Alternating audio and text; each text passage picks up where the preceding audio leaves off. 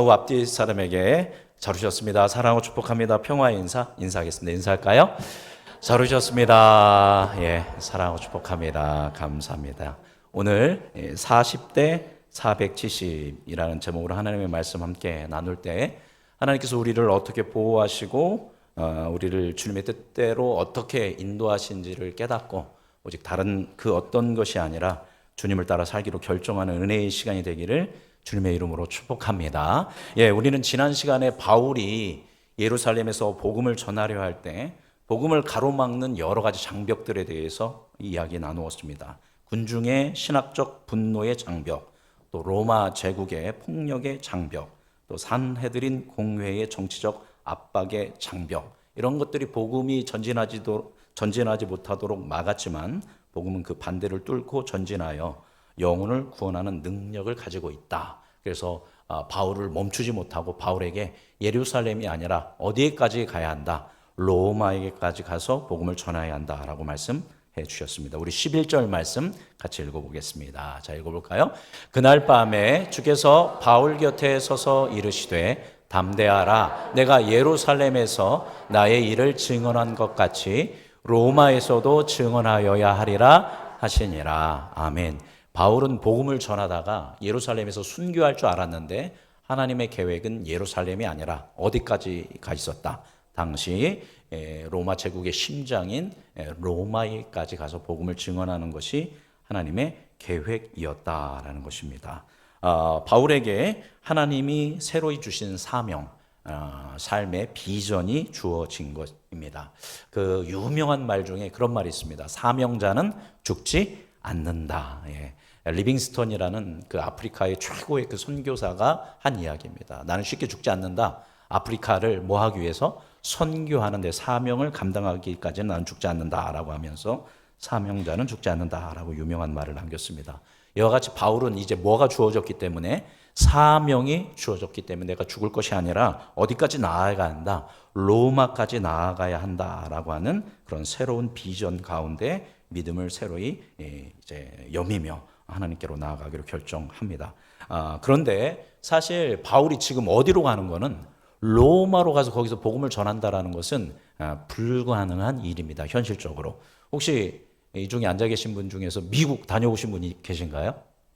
예, 일부 예배 때는 없는데 2부 예배 때는 몇 분 계실 수도 있는 것 같은데 저는 아직 못 가봤습니다.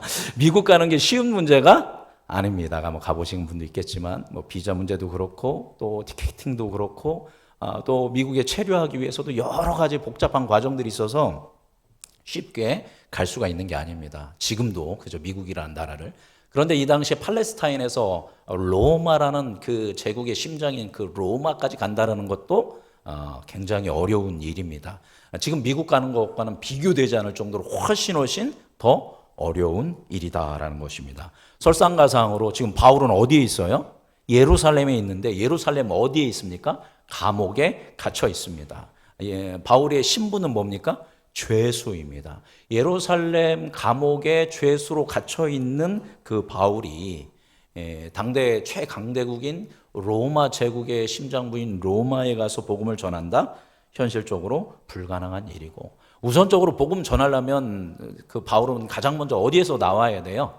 감옥에서 나와야 한다라는 겁니다. 근데 감옥에 갇혀 있지 않습니까?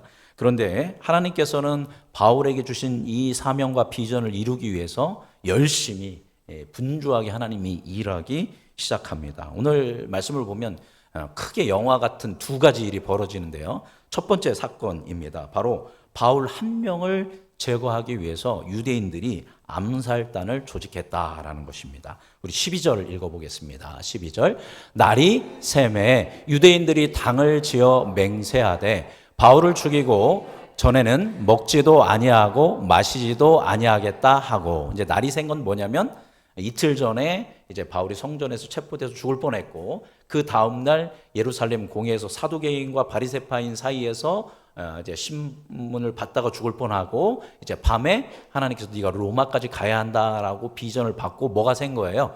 밤이 새서 이제 3일차가 된 겁니다. 그렇게 날이 샜을 때 이제 바울이 증언하고 바울이 법정에서 얘기하는 것을 듣고 이제 화가 난 사람들이 맹세를 했습니다. 그들이 먼저 뭐를 지었어요? 당을 지어서, 오늘 본문 보니까 당을 지어서 맹세했습니다. 뭐라고 맹세했습니까? 바울을 죽이기 전에는 먹지도 않고 마시지도 않겠다라고 결정을 했다라는 겁니다. 금식하겠다라는 겁니다. 저거는 누구 앞에 맹세하는 거냐면, 이때 맹세하는 거는 하나님 앞에 맹세하는 겁니다. 다른 말로 이것을 이제 관용적인 표현인데, 만약 우리가 바울을 죽이지 않는다면 우리 뭐 하겠습니다? 죽겠다라는 얘기입니다. 안 먹으면 죽지 않습니까? 그죠? 그래서 바울을 죽이지 않으면 그 저주가 우리에게 돌아올 거다라고 하는 관용적 표현입니다. 아마 이렇게 막 화가 나서 바울을 죽이겠다고 암살단을 조직한 사람들은 나이 든 분들보다는 아마 젊은 세대들일 거예요. 그죠? 불같죠. 젊은 세대들은 20대, 10대 후반에서 20대 초중반의 어떤 이 젊은 그런 청년들이 암살단을 조직하지 않았을까, 그렇게 생각해 봅니다. 그러면 누가 말려야 돼요? 어른들이 말려야죠. 그죠? 어른들이 말려야 하는데, 자, 그런데 이 사람들이 몇 명이나 조직됐냐면 13절 보겠습니다. 13절. 이같이 동맹한 자가 몇 명이다? 40여 명이더라. 여러분, 공동체에서 나를 싫어하는 사람, 그죠? 내가 불편하고 그 사람도 나 불편한 사람 몇 명만 있어도 힘들어요? 한 사람만 있어도 힘듭니다. 근데 그 사람이 나를 뭐 하려고 해요? 죽이려고 해요. 그러면 그게 얼마나 그 공동체에 있는 게 힘들고 무섭고 두렵겠습니까? 그죠? 근데 자그마치 그런 사람이 몇 명 있어요? 40명이 바울을 죽이겠다고 이렇게 하고 있다는 겁니다. 아마 엄청난 그 압박감으로 바울에게 작용되었을 것입니다. 그들이 이제 작당하면서 모의를 합니다. 14절 읽어보겠습니다. 14절 읽어볼까요? 대제사장들과 장로들에게 가서 말하되 우리가 바울을 죽이기 전에는 아무것도 먹지 않기로 굳게 맹세하였으니, 아마 이 젊은 이 암살단들이 40여 명이 대표가 갈 수도 있고 많은 사람들이 가서 누구한테 갔어요? 당시 최고의 어른인 대제사장과 장로들한테 가서 우리가 바울 죽이기 전에는 먹지 않겠습니다라고 얘기합니다. 그러면 바울에게 이미 재판도 했고 여러 가지 율법의 과정이 있으면 어른들이 야, 그렇게 하지 말고 합법적으로 죽여야지, 몰래 암살하는 거는 불법적인 거니까 하지 말아라, 이렇게 어른은 해야 하는데, 그렇게 할까요? 하지 않을까요? 그렇게 하지 않습니다. 어떻게 하려고 그러느냐? 15절 보겠습니다. 15절. 자, 읽겠습니다. 이제 너희는 그의 사실을 더 자세히 물어보려는 척하면서 공회와 함께 천부장에게 청하여 바울을 너희에게로 데리고 내려오게 하라. 우리는 그가 가까이 오기 전에 죽이기로 준비하였노라 하더니, 이제 이 암살단이 제사장과 장로들한테 얘기해서 다시 한번 그 천부장에게 그 로마 군영에서 나와서 우리 재판장에서 공회에서, 사내들인 공회에서 한 번 더 재판받게 하자. 그러면 그렇게 청을 하면 우리가 매복해 있다가 숨어 있다가 바울 지나갈 때 어떻게 했다? 덮쳐서 죽이도록 준비하겠다라고 이렇게 어른들한테 이야기를 하였다라는 것입니다. 사실 이들이 이 바울을 이렇게 암살한다라는 것은 명분이 없는 일입니다. 무죄한 자를 증오하고 혐오함으로 살인하려고 하면서 마치 자신들이 율법과 성전, 심지어 하나님의 뜻을 수호하는 것처럼 이들은 착각하고 있는 겁니다. 종교적 열심이 잘못되면 이렇게 무서운 광기로 변하게 되는 것입니다. 율법을 지키겠다고 하면서 율법을 파괴하는 자가당착, 자기 모순에 빠진 것입니다. 이게 바로 믿음이 삐뚤어질 때 나타나는 현상이고, 근본주의자들에게 나타나는 그 무자비함과 폭력의 정당화하는 그런 모습입니다. 지금도 그 무슬림 지역을 가면, 이슬람교를 믿는 지역에 가면 명예살인이라는 살인이 여전히 자행되고 있습니다. 내 딸이나 내 아들이 만약에 우리 가문에 나의 명예를 실추시키면 부모가 또는 오빠가 누구를 죽이는 거예요? 자기 자식을, 그리고 또는 동생을 죽이게 된다라는 겁니다. 음란의 잘못을 했을 때, 심지어 자기 자식들이 예수 그리스도를 믿게 된다라는 걸 알면 부모가 아들, 딸의 그 목을 치는 겁니다. 그래서 이제 그 목을 들고 이렇게 서 있었다라고 하는 그런 사진도 찍히고, 최근까지 그런 것들이 매스컴에 나오는 걸 볼 수 있습니다. 자기 자식을 죽이는데 난 이걸 누구를 사랑해서 하는 거예요? 알라를 우리말로 하면 하나님으로 해석합니다. 자기들이 믿기에 하나님을 사랑하기 때문에 알라를 저버리고 예수 믿기로 한 사람을 내가 뭐 했다? 처단했다라고 하는 것입니다. 그러나 여러분, 알라신도 그리고 모든 종교에서 다 뭐를 얘기합니까? 생명을 얘기하고 사랑을 얘기하거든요. 그 생명과 사랑을 해치는 것은 절대 누구의 뜻이 아니에요. 하나님의 뜻이 아닙니다. 뭐 여호와 하나님은 더 말할 것도 없습니다. 하나님을 사랑하는 건 곧 누구를 사랑하는 거로 했어요? 내 이웃을 사랑하는 것이다 라고 율법도 얘기하는데, 이제 온전한 그런 재판 과정도 거치지 않고 그렇게 바울을 죽이겠다라고 하는 것은, 이거는 이런 근본주의적인 잘못된 무자비한 불법적인 폭력이다라는 것입니다. 따라서 이런 상황 가운데 바울이 내가 로마로 갈래라고 해서 만약에 잘 얘기를 해서 로마 시민권을 얘기해서 거기서 석방돼서 나오면 로마는 가기는커녕 로마 군영에서 나오자마자 어떻게 되는 거예요? 암살당해서 죽을 수밖에 없는 이런 상황입니다. 근데 만약에 이 바울이 자기 제자들이라든가 그리스도인들 불러놓고 어젯밤에 나에게 로마로 가라고 명령했습니다. 로마로 갈 준비를 하겠습니다. 라고 한다면 그 말을 누가 곧대로 듣겠습니까? 정신 차리십시오. 뭐 잘못 드셨습니까? 그러다 뭐 합니다? 죽습니다. 라고 하는 불가능한 그런 상황 가운데 놓여 있다라는 것입니다. 그런데 때마침 이때 놀랍게도 이 암살 모의를 이제 바울의 인척이 듣게 됩니다. 우리 16절 말씀 함께 보도록 하겠습니다. 읽어볼까요? 바울의 생질이 그들이 매복하여 있다함을 듣고 와서 영내에 들어가 바울에게 알린지라. 여기 바울의 생질이라고 있는데 원어로 보면 바울의 누이의 아들이다라고 기록되어 있습니다. 학자들은 누나가 있었을 거다. 그래서 아마 이제 가말리엘 문화생으로 예루살렘에 왔던 것도 누나가 먼저 이 예루살렘에 시집 와서 자리를 잡아서 하지 않았겠냐, 그렇게 보는 시각도 있습니다. 그래서 누이의 아들이 때마침 그거를 듣게 된 겁니다. 그죠? 기가 막히죠. 그래서 그거를 듣고 지금 숨어 있다. 바울이 내려오면 죽이려고 매복하여 있다라는 소식을 듣고 영내로, 로마 영내로 들어가서 바울에게 이 사실을 알리게 됩니다. 그래서 바울이 이제 백부장 불러서, 얘가 이제 소년입니다. 이제 청년이라고 되어 있지만 소년입니다. 이 소년이 천부장에게 할 말이 있습니다. 좀 천부장에게 데려다 주십시오. 이렇게 부탁을 하니까 백부장이 이 소년을 데리고 천부장에게 합니다. 바울의 조카를 데리고 천부장에게 갑니다. 그래서 천부장에게 가서 여러 가지 말을 아뢰입니다. 그때 이제 백부장이 천부장이 한 얘기가 18절입니다. 자, 18절 읽어보겠습니다.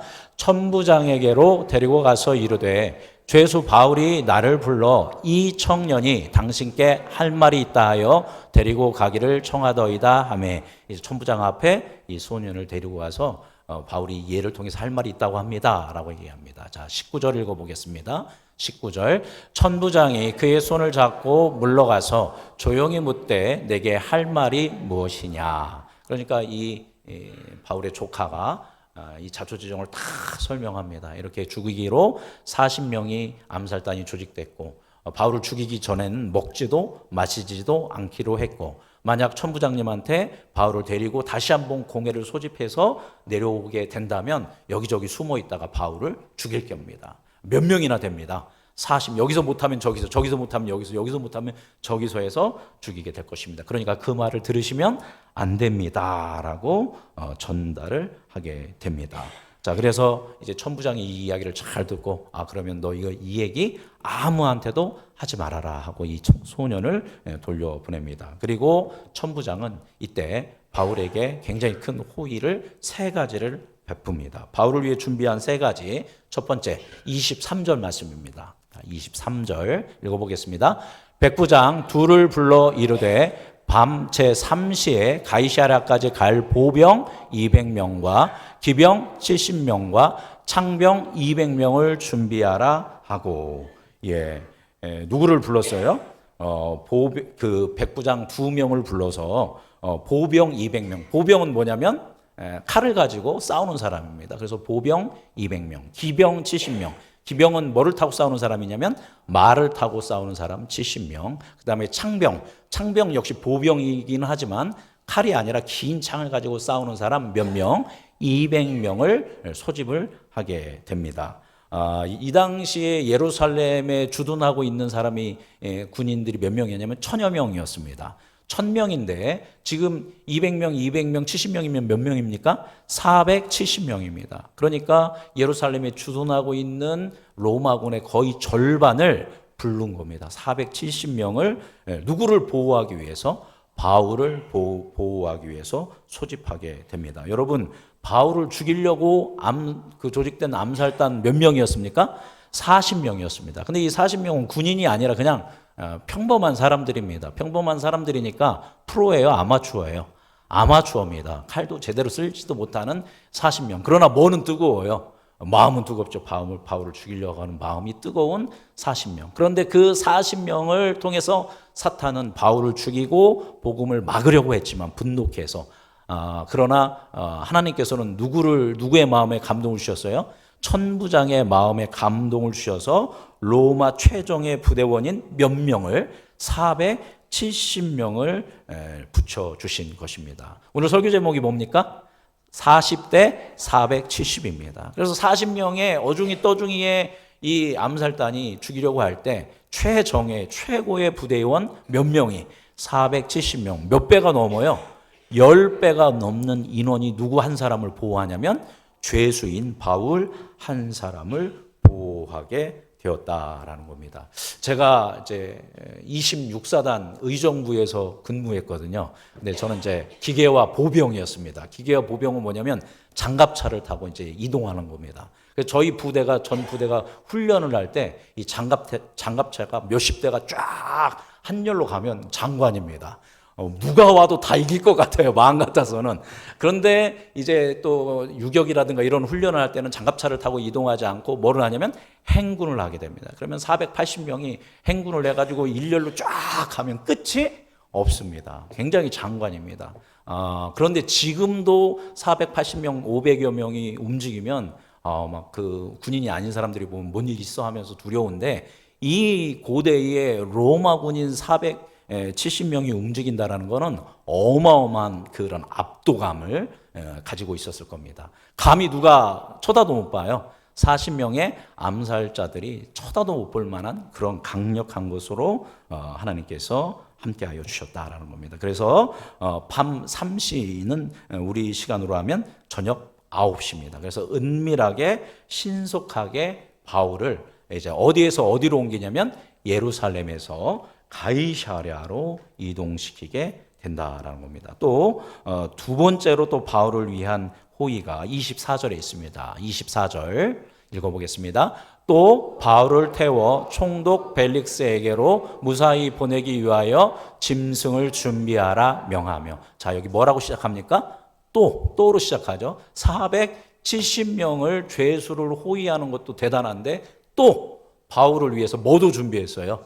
탈 짐승을 준비했습니다. 근데 로마 사람들은 나귀 잘 안 타죠. 주로 뭘 탑니까? 말을 탑니다. 아마 그래서 말을 준비했을 겁니다. 이제 바울이 지난 2, 3일 동안 맞기도 하고 피곤하고 곤고하고 하기 때문에 바울을 위해서 신속하게 움직이기 위해서 뭐까지 줘요? 말까지 태워줍니다. 바울은 뭐라고 했죠? 죄수입니다. 죄수. 그죠? 말까지 태워줍니다.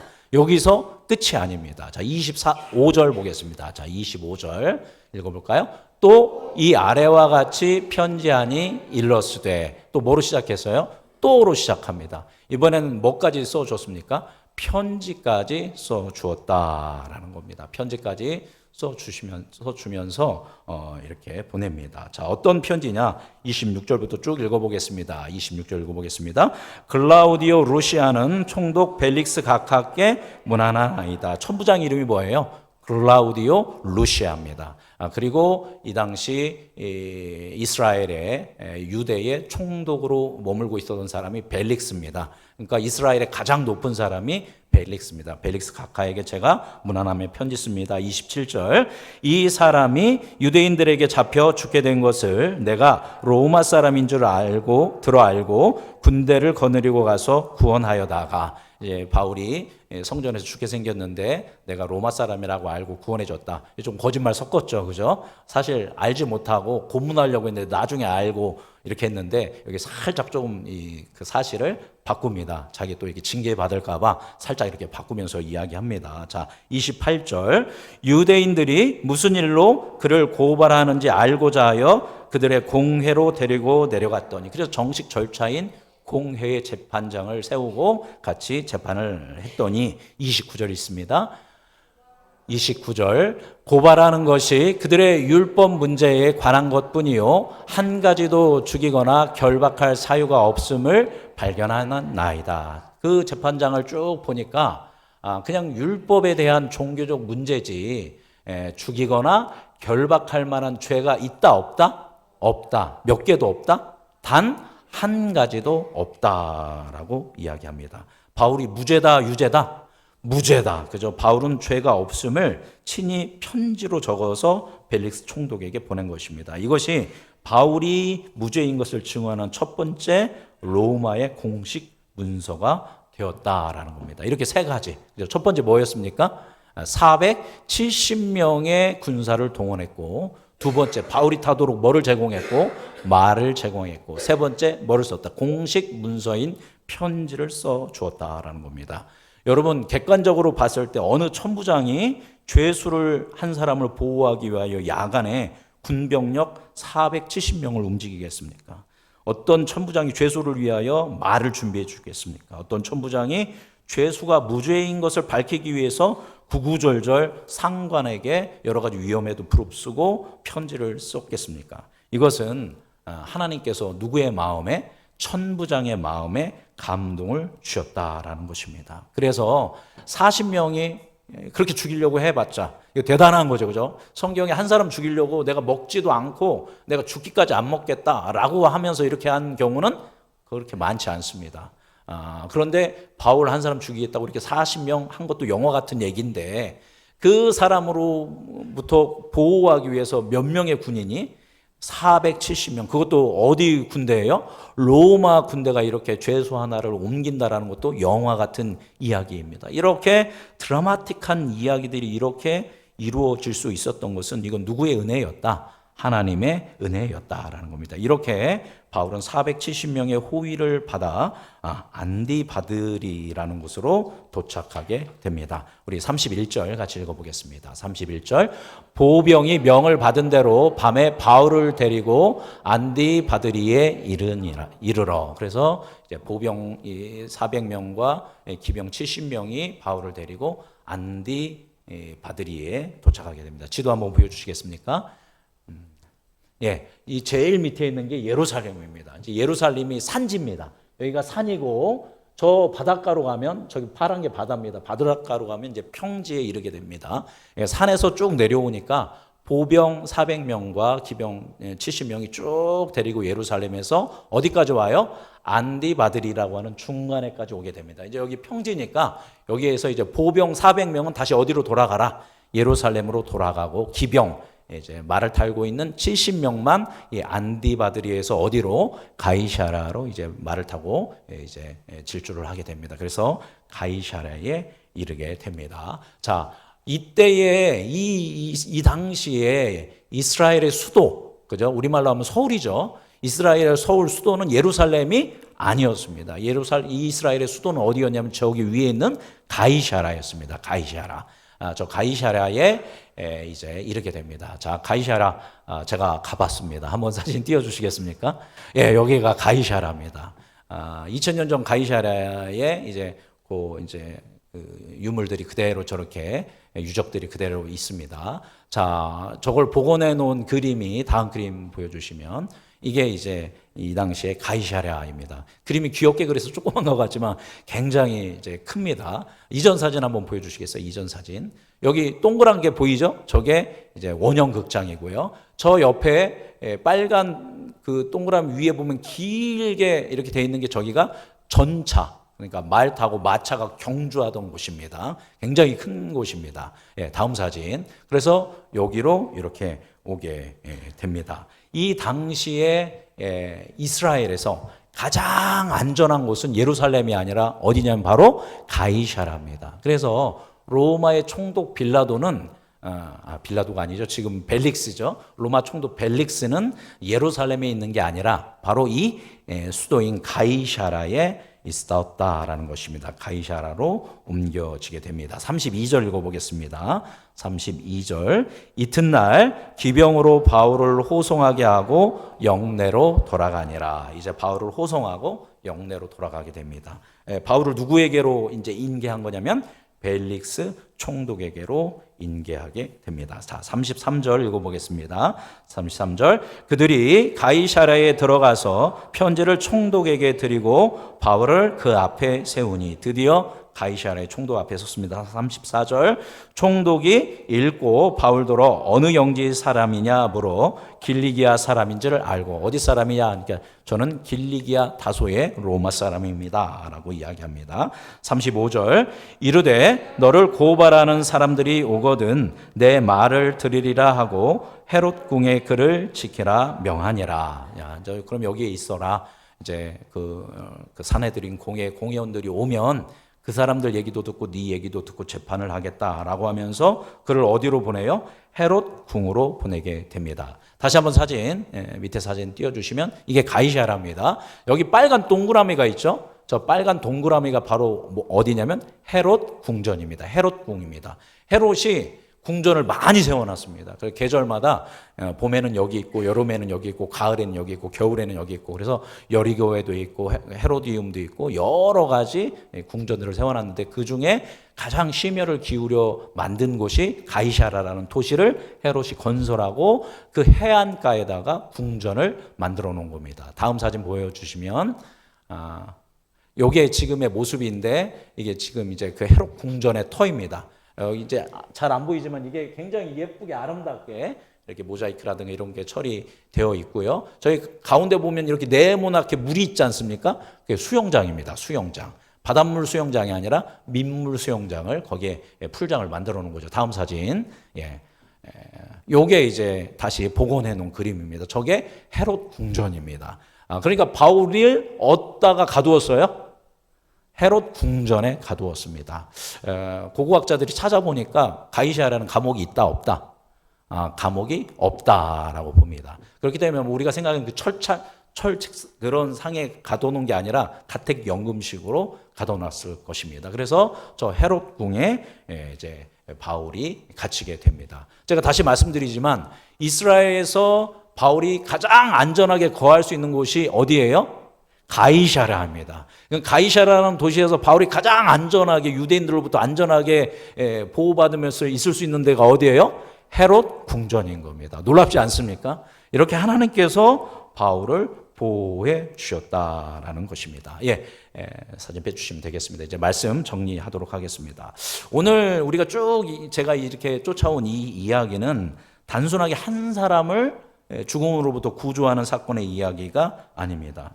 하나님의 열심히 어떻게 역사하여 주시는지를 보여주는 드라마다라는 것입니다. 쭉 보면 바울을 죽이기 위해서 40명의 암살단이 조직됐습니다. 바울은 이제 살 길이 없습니다. 예루살렘에 있으니까. 그런데 때마침 한 소년이 그걸 들었는데 그 소년이 누구의 조카예요?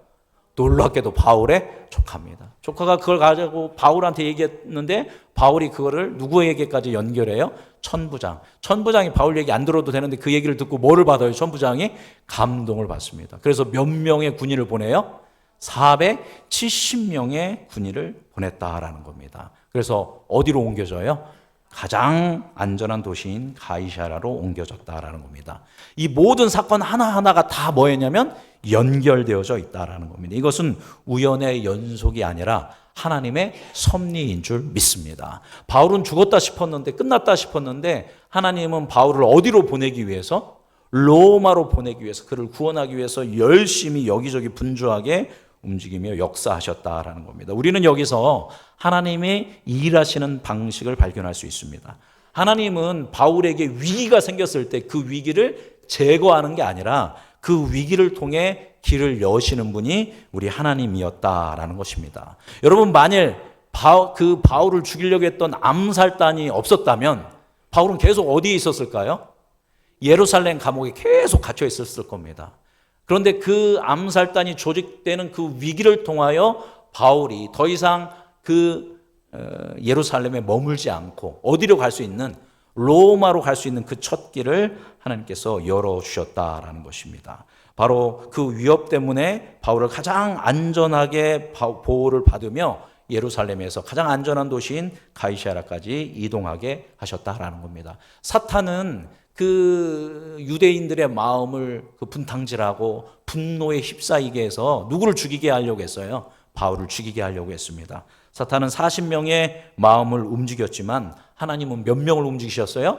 470명을 움직이시는 하나님인 줄 믿습니다. 사탄이 일할 때 여러분 두려워할 필요가 없습니다. 누구도 일하세요? 하나님도 일하십니다. 비교되지 않은 강력함으로 일하시는 줄 믿습니다. 사탄은 죽이려 했지만 하나님은 바울을 살리고 가장 안전한 곳으로 보내셨습니다. 사탄은 막으려 했지만 하나님은 더 빠르게 전진시키셨다라는 것입니다. 이것이 우리가 믿는 하나님이 역사하시는 방식인 줄 믿습니다. 그러므로 우리 삶에도 동일한 질문이 필요합니다. 여러분, 바울에게 사명과 소명이 있듯이 우리에게도 소명과 사명이 있는 줄 믿습니다. 아버지로서의, 어머니로서의 소명과 사명이 있고, 목사, 장로, 권사, 집사, 성도로서의 사명과 소명이 있고, 그리스도인으로서의 소명과 사명이 있는 줄 믿습니다. 그리고 사명자는 뭐 하지 않는다? 죽지 않는다. 뭐를 이루기까지? 그 사명을 이루기까지 우리는 죽지 않을 줄 믿습니다. 그런데 우리가 살아가다 보면 위기가 있어요, 없어요? 있습니다. 죽을 것만과 같은 위기가 있고 고난과 어려움이 있다라는 겁니다. 그러면 하나님 왜 그러십니까? 이게 막다른 길입니까? 이렇게 할 것인가? 아니면 하나님 저에게 또 새로운 길을 열어주시는 것입니까? 라고 할 것인가? 우리가 잘 분별하면서 판단해야 할 것입니다. 눈앞의 상황만 본다면 정말 절망과 같지만, 그러나 하나님의 시선으로 보면 그것은 과정이라는 겁니다. 그죠? 우린 지금 힘들고 어려운 것이 결과로 보지만 그건 결과가 아니라 온전한 하나님의 뜻에 가기까지의 과정인 줄 믿습니다. 그래서 고난과 위기와 내가 생각하지 않은 그런 모든 상황 가운데 있을 때 우리는 절망하고 좌절할 것이 아니라 우리의 사명과 소명을 기억하며, 이거는 하나님이 나의 삶을 통해서 이루시고자 하는 영광을 위한 뭐다? 과정이라고 생각하면서 믿음으로 주님을 의지하는 여러분이 되기를 바랍니다. 사명자는 환경에 의해 좌우되는 것이 아니라 하나님의 약속을 붙들고 움직인다라는 사실. 오늘 말씀 보니까 예루살렘에 이 최소한 사람이 어떻게 로마로 갈 수 있겠습니까? 인간적으로는 불가능합니다. 그러나 오늘 말씀을 보니까 하나님께서는 수많은 사람들에게 감동을 주셔서 그 걸음을 어디로 옮기셨다? 예루살렘에서 가이사랴로 옮겼습니다. 자, 그럼 이제 가이사랴에서 또 어디로 옮기시겠습니까? 로마로 옮기시게 될 것입니다. 이제 우리가 이제 그 이후의 과정을 보게 될 것입니다. 그러므로 오늘 주시는 말씀을 분명하게 기억하면서 모든 상황 가운데 두려워하지 말고 담대히 행하는 여러분이 되기를 주님의 이름으로 축복합니다. 보이지 않지만 하나님은 여러분을 위해서 분주하게 일하고 계신 줄 믿습니다. 고난이 과정이라는 것을 기억하면서 막힌 것 같아도 하나님께서 결국 길을 여실 것을 보면서 복음을 증언하는 삶, 하나님의 살아계심을 증언하는 삶, 예수 그리스도의 증언하는 삶을 멈추지 않고 그것을 행함으로 주께 영광 올려드리고 여러분 삶 가운데도 넘치는 기쁨과 보람이 가득한 삶을 사는 우리 모든 성도님들 되시기를 주님의 이름으로 축복합니다. 기도하겠습니다. 살아계신 주님, 오늘 본문 말씀 가지고 40대 470이라는 제목으로 주의 말씀 나누었습니다. 40명의 암살단이 조직됐을 때 바울은 소망이 없는 것 같았지만 하나님께서는 470명의 로마 최정예 부대를 통해서 바울을 보호하시고 안전한 가이사랴, 그것도 헤롯궁으로 인도하셨던 걸 봅니다. 이제 그 바울을 통해서 로마에게 복음을 전하는 그 계획을 이루기 위해 분주하게 역사하시고 일하시는 하나님의 열심에 대한 말씀 가르쳐 주시니 감사합니다. 우리에게도 동일한 은혜와 역사로 함께하고 계신 줄 믿습니다. 간절히 구하오니 우리도 바울과 같은 믿음의 눈을 열어 주님을 바라보게 하여 주시고 모든 상황을 통해서 일하심으로 말미암아 나를 통하여 영광 받으시고 우리를 통하여 영광 받으실 주님의 나라 위에 힘쓰며 애쓰며 살아갈 수 있는 은혜와 권세와 능력을 우리 모든 성도님들에게 허락하여 주옵소서. 그렇게 행하실 것을 믿으며 사랑 많으신 우리 구주 예수 그리스도의 이름으로 감사하며 기도드립니다. 아멘.